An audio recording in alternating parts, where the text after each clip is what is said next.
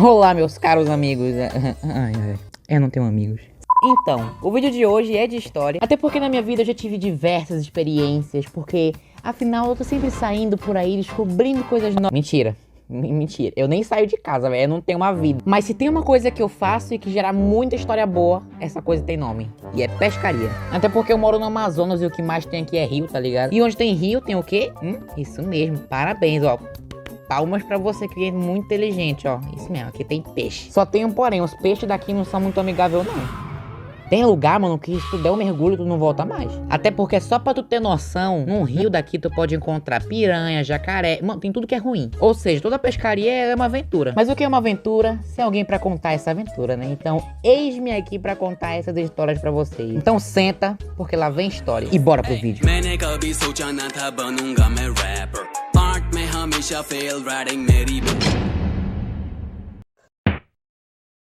Esse vídeo vai ter mais de uma história, então eu queria começar contando uma história que não é minha, é dos meus pais. Mas não é uma história qualquer, é a história de origem deles como pescadores, tá bom? E até que eu acho essa história bem importante na minha vida, porque se essa história tivesse tomado outro rumo, provavelmente seu amiguinho coelho nem teria nascido. Até porque nessa época minha mãe ainda tava grávida de mim, meio que ela quase morre. Mas enfim, o meu pai sempre curtiu pescar, mas nunca tinha chamado a minha mãe pra ir junto. Até que finalmente ele chamou ela pra pescar, mas ele teve a brilhante ideia de pescar de noite. E detalhe, tava chovendo. Agora imagina, 2 marmanjos numa canoazinha pequena, de noite, chovendo, cheio de jacaré ao redor, piranha, tudo. Não ia dar certo, não ia. Os dois estavam lá de boa assim, sabe, tomando aquela geladinha. Até que meu pai decidiu pegar mais uma latinha de cerveja e... aquela bendita latinha.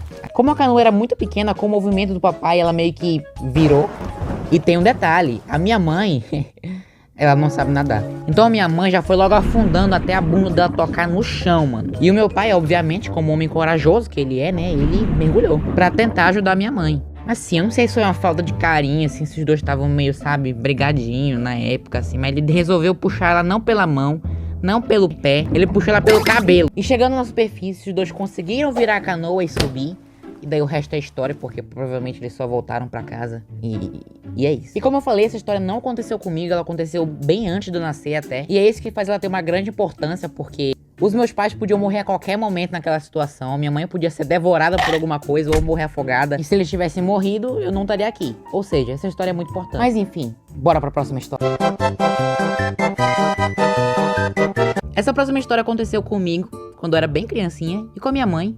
Então foi mais ou menos assim. O meu pai junto com a minha mãe decidiram viajar para um sítio de um colega deles. E como não tinha ninguém pra deixar o abençoado aqui que tá falando com vocês, eles me levaram. Obviamente, né?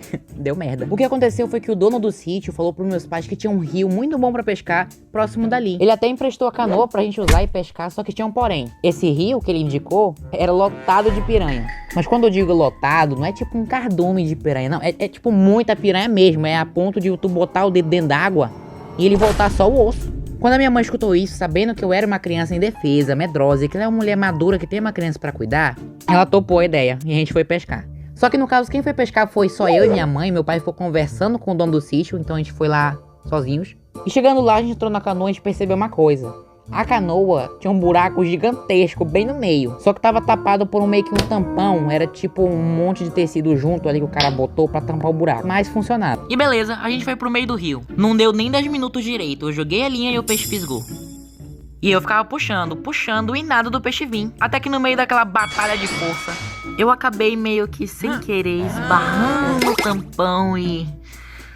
Ai, eu sou uma decepção. E isso acabou destampando aquele buraco que tinha na canoa. E graças a isso, a gente começou a afundar. E pra piorar aquela situação que já não tava das melhores, alguns minutinhos atrás eu tinha jogado um pouquinho de carne pra atrair mais peixe. Ou seja, tava cheio de piranha ao redor da gente. E isso, meus caros amigos, é praticamente uma sentença de morte, porque a gente ia afundar e ia virar comida de piranha.